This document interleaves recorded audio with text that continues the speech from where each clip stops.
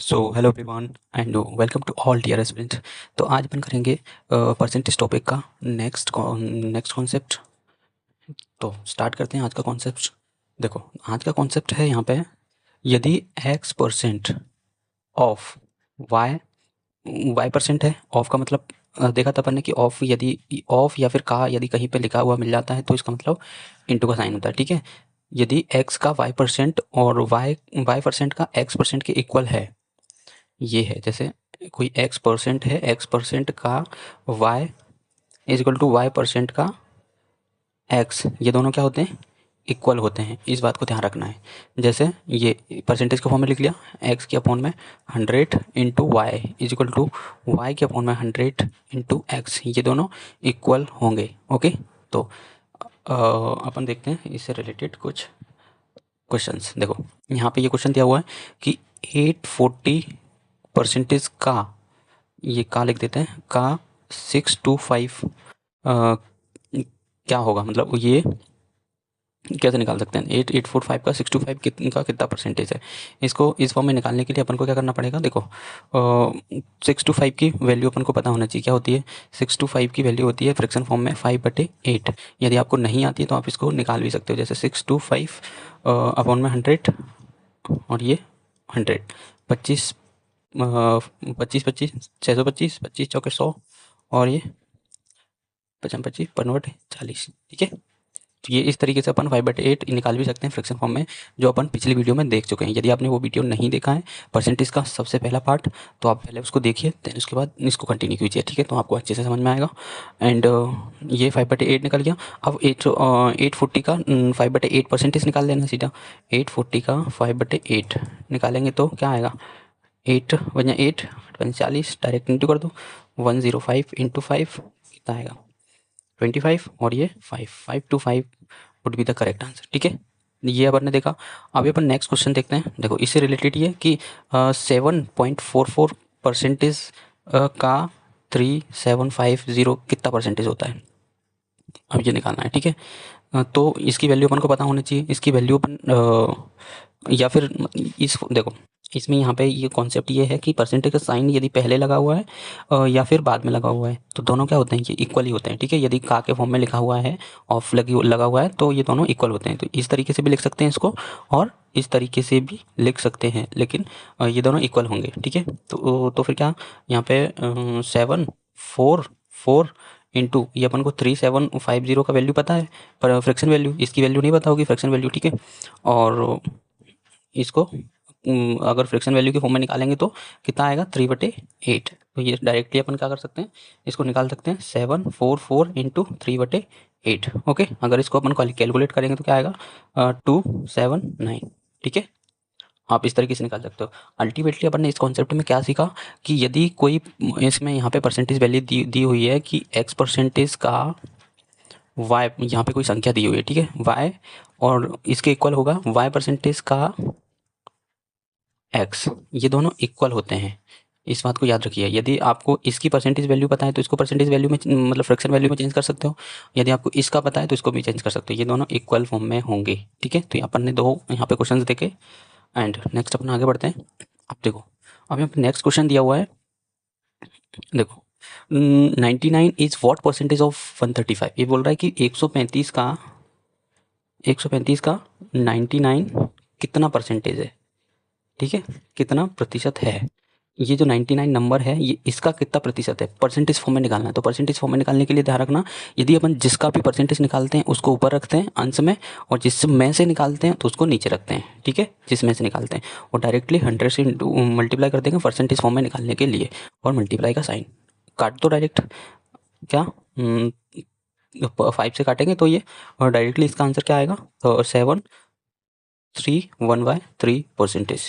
ठीक है, इसको अगर आप कैलकुलेट करेंगे तो एक ये मेथड हो गई। अब दूसरी मेथड है यहाँ पे।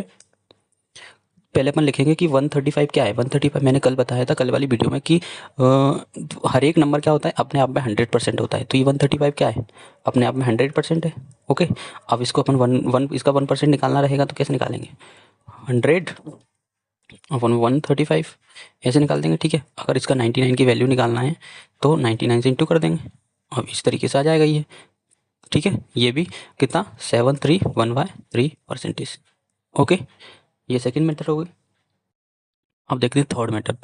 थर्ड मेथड है ये रेशो मेथड। ठीक है, मतलब अनुपात की फॉर्म में भी निकाल सकते हैं। कैसे, ये देखो, यहाँ पे अपन को पता रहता है कि हाँ, इसको अगर परसेंटेज वैल्यू में निकालना है तो 15/11, और ये कितना बड़ा है, कितनी वैल्यू निकालना है तो 1/15 इज इक्वल टू, ये 1/15 अपन ने मतलब पिछली वीडियो में देखा था कि 1/15 की वैल्यू परसेंटेज वैल्यू क्या होती है, फ्रैक्शन फॉर्म में हो तो इसकी वैल्यू 6 सही 2/3% होती है। अब इसका क्या निकालना है, 11 निकालना है, 11 से इंटू करना है, तो ये 11 से इंटू कर दो डायरेक्टली, तो 731/3%। ओके, ये इस तरीके से भी अपन निकाल सकते हैं। ठीक, आई होप आपको समझ में आया होगा, और यदि आपको समझ में नहीं आया है तो आप दोबारा से देखिए इस वीडियो को, तो आपको अच्छे से समझ में आएगा।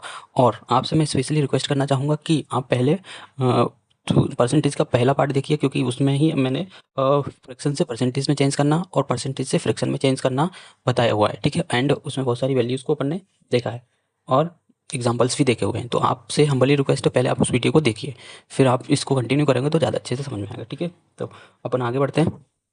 अब यहाँ पे वो बोल रहा था कितना परसेंटेज है। अब ये पूछ रहा है कि 99 is what percentage less than 135। 135 से 99% कितना कम है। 99, ये जो 99 नंबर है 135 से कितना कम है। ठीक है, ये निकालना है। जैसे ये 99 नंबर है, वो ये 135, इन दोनों में अपन डिफरेंस निकालेंगे तो क्या होगा 36।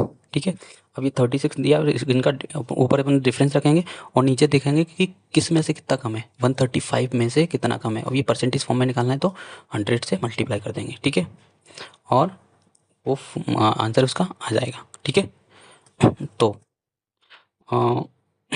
26 सही 2/3% आ जाएगा डायरेक्टली। ओके, आई होप आपको समझ में आएगा। अब यहाँ पे ये दिया हुआ है फ्रैक्शन, वो रेशो मेथड। ठीक है, तो ये रेशो मेथड से भी अपन निकाल सकते हैं।